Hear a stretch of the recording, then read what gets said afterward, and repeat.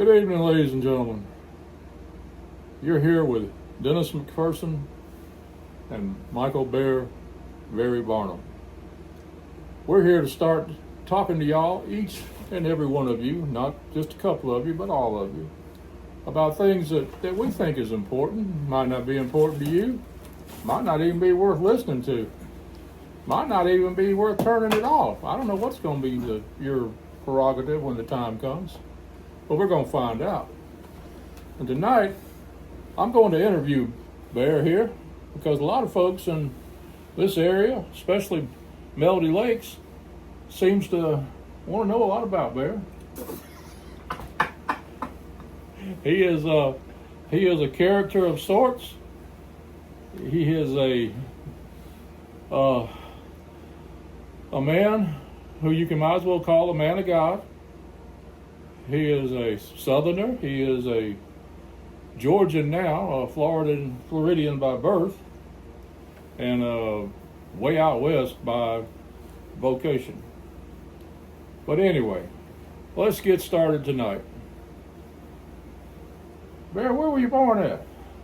Port St. Joe, Florida. That's not too far from here, is it? About 4 hours, I reckon. Got a lot of oysters and seafood. Oysters, shrimp, crab, fish. Paper mills. Yeah, it's not like that no more. Georgia got them. Oh, they got rid of the paper mill. Okay. They got rid of the paper mill. Now, if you go down to Omaha, you can smell it. Yeah. Well, what'd you do as you were going through school? Did you play football or basketball or baseball or the flute or the... I played baseball. Yeah. We didn't have any band and we didn't have football. We had baseball and softball for girls and volleyball. And the boys had basketball and baseball. Well, I'll ask you a personal question. Were you voted first in your class or last in your class or somewhere in between? Academic-wise. Well, I graduated. Yeah. They weren't no honors and they weren't no tassels, but I graduated. Well, how many people were in your class? 27 of us. We was one of the largest classes Alpha had ever had. 27. 27. Oh, you was country then. You was deep down Florida country. Down there. Well, what'd you do when you got that degree and decided you were going to whip the world? What'd you do? Well, I enlisted in the Navy when I was 17. There's a scripture somewhere in that Bible that says, "Greater love hath no man than to lay his life down for his friend." And it was a way to get away and run away. Well, where'd you get away to? Where'd you go? I went to Great Lakes for boot camp, and I got a negative, poor motivational attitude towards training. You got busted then. No, I didn't get busted. I just didn't. Busted they down. lied to me. Busted down, that's what I meant, busted down. Or you couldn't go no further down, could you? No, I went in as an E3, and upon completion of basic electronics and electricity, I was supposed to be promoted to E4. And whenever I completed that course and they didn't promote me to E4, I felt that I had been lied to. I was going to show Uncle Sam, you don't lie to a fella. Uncle Sam's bigger than I am. I figured, say, how'd that work out? It didn't work out too good. They asked me where I wanted to go, and I said I wanted to go to Pensacola, Florida. And they sent me to the USS Pensacola LSD-38 in Little Creek, Virginia, in the amphibious Navy, Okay. which is kind of like the armpit of the fleet. But Oh. I excelled and got command advanced twice to E5.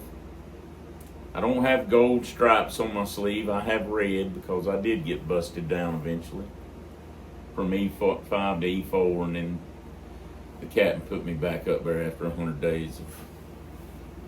That's something they actually make you wear is red stripes, or they just On your dress uniform, yeah. if you was to go somewhere with a dress uniform, they pick you wear red stripes, so everybody in the room knew that you. On you, yeah. For every 4 years, you get a hash mark, and I'd have had a red one instead of a gold one. Did you ever go across the equator?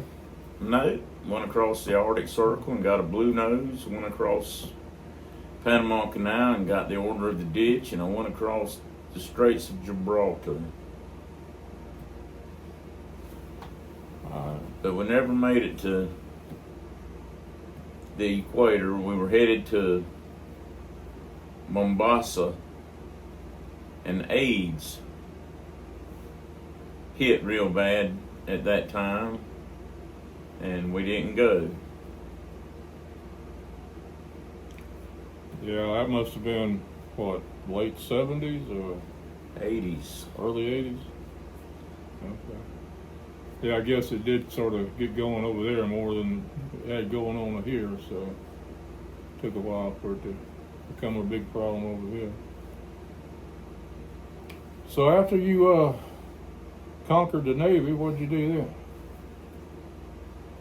Well, I came home and had various odd jobs trying to figure out what in the world I was supposed to do, because I no longer had anybody telling me what to do, how to do it. And I floated around a little bit. Married my girlfriend's sister.